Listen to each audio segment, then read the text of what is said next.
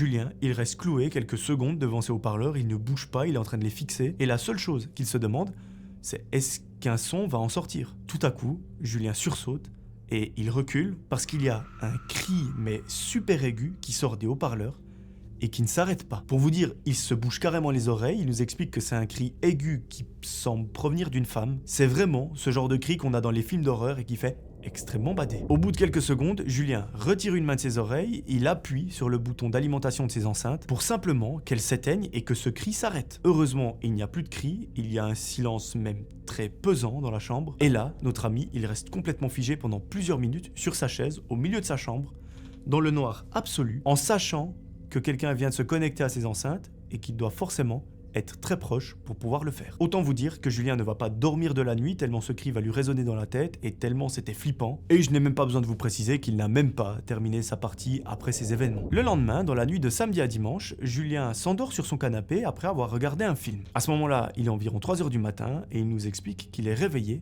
par un bruit qui semble être une sorte de cliquetis sur la porte d'entrée. Notre ami, il ouvre les yeux d'un coup, il ne bouge pas d'un poil, il reste complètement figé et son cœur il bat à 1000 à l'heure et son cerveau, lui, il se dit « Non, je n'ai pas rêvé, il y a bel et bien quelqu'un qui est là ». Et tout ça va se confirmer très rapidement parce que la poignée de la porte est en train de bouger.